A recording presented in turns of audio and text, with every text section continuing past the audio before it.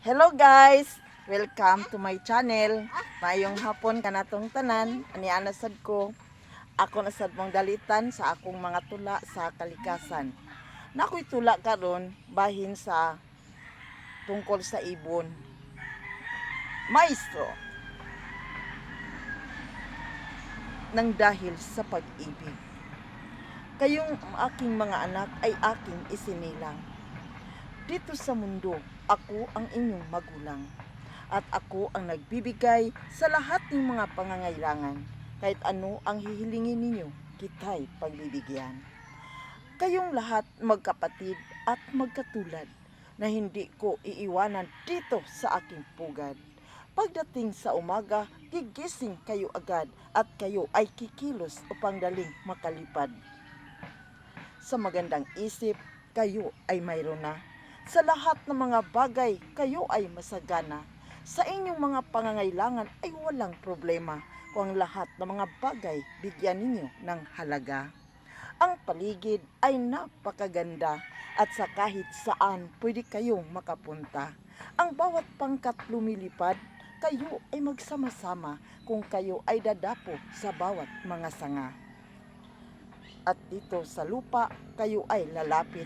Kayong lahat magsasayaw at magsisiawit. Where do I begin? Dahil kayo'y natuwa sa akin, dahil hindi ako malupit. Dahil kayo'y isang ibon na mga mababait. Lilipad kayo dahil hindi ko sinasaktan. Dahil ang bawat isa't isa sa inyo, lagi kong iniingatan. Magkaroon kayo ng tagumpay, katahimikan at kaligayahan kung kayo ay pumupunta sa kahit saan-saan. Kayong mga ibon, mayroong kulay na iba't iba. Ngunit kahit sino pa kayo para sa akin, mayroon kayong halaga. Bigyan ko kayo ng kalayaan kung sino ang nais ninyong makasama. Kung ang kulay niyo magkatulad, doon ka. Mamumuhay kayo dito sa paligid at sa akin magtiwala. Hindi kayo maghihirap, lalong hindi kayo magdurusa. Hindi kayo malungkutin at lagi kayo masigla. Dahil ang lahat ng mga bagay inyong makikita dito sa lupa. Wow. So mga kadto mga tuon ang tula sa ibon.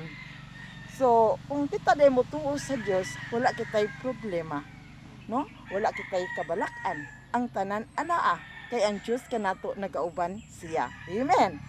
So karon ako lasad mo padunggon mao kadto mga igsoon.